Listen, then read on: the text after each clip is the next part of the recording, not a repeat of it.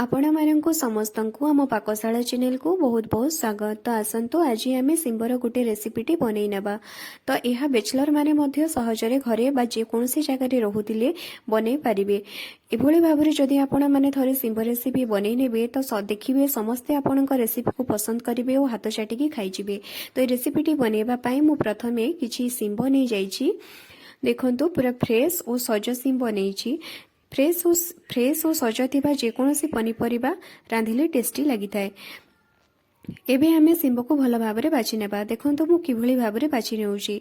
ताहार मूल एवं पछपटरु छिंडे देई एथिरु एही सूता भली जिनिस को बाहर करि दिउछि एवं एहाको भल भाबरे खोली देखि नेउछि एहा मध्यरे कीट रहिछि कि नाही। जदि कीट नाही तेबे एबे आमे एहाको दुई फाळ करि देबा, पुणी एहाको आउ दुई फाळ करि भांगी देबा।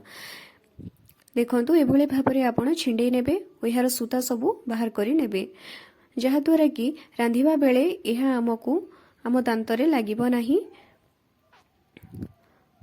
ओ सिंब भल भाबरे सिझी पारिबो। एभली भाबरे आपण खोली सिंब को देखि नेबे, नहेले भितरे कीड़ा मध्य रहि थाई पारे। सबु सिंब तक मु बाछि सारिबा परे एहाको पानी रे मु भल भाबरे धोई देई एहाको गोटे पात्र रे नै जाउछि।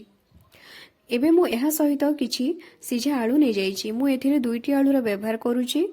आपण चाहिले गोटे आलू मध्य नै पारिबे। आलू सबको मु सिझे कि नै जाइछि। एबे हमें कड़ाई बसेबा और कड़ाई रे किछि तेल देई देबा।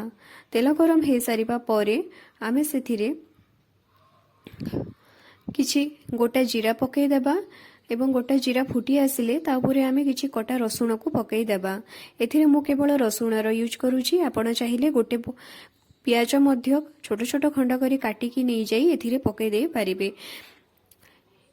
किंतु एथिरे केवल रसुण देले मध्य यार टेस्टी बहुत भल आसी थाई। रेसिपीटी अत्यधिक सिंपल, तेणु एहाकु जे कोनोसी लोक मध्य बने पारिबे। एबे एहा ऊपरे आमे किछि कटा टमाटो को देई देबा ओ एहाकु भल भाबरे आमे कसी नेबा।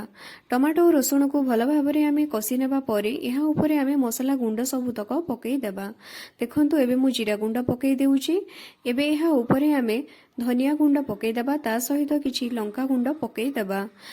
धनिया जीरा एवं लंका गुंड पकेई सारिबा परे आमे एहा ऊपरे स्वाद अनुसार लूण पकेई देबा, ता सहित किछि हळदी गुंड मध्य पकेई देबा।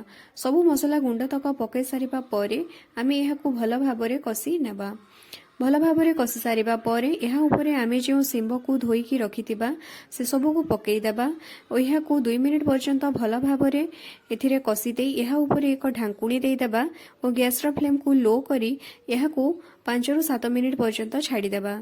5 रु 7 मिनिट गला परे आपण ढांकुणी खोली देखिबे सिंब तक सबु सिझी जाई थिबो। सिंब तक सबु जदि सिझी जाइथिबो एबे आमे एहा ऊपरे जो आलू सिझे कि नैथिले ताकु छोट छोट खंड करी काटी नेबा ओ एहा ऊपरे पकेई देई आमे एहाकु आउ 2 मिनिट पर्यंत भल भाबरे कसी नेबा, जहा द्वारा कि आलू रे लूण लागि पारिबो एवं आलू भितर को लूण भल भाबरे भेदी पारिबो। कसी सारिबा परे एबे एहा ऊपरे आमे गरम मसला गुंड पकेई देबा ओ एहाकु पुनी थरे सिंब और आलू रे गोळेई नेबा। एबे एहा ऊपरे आमे कटा धनिया पत्र को पकेई देबा। बस हेई गला हमर सिंब कषा बा सिंब भजा। एबे एहाकु आपण एक पात्र को काढी नियंतु ओ एहाकु आपण गरम गरम भात सहित खाइले बहुत बढ़िया एहा लागिबो।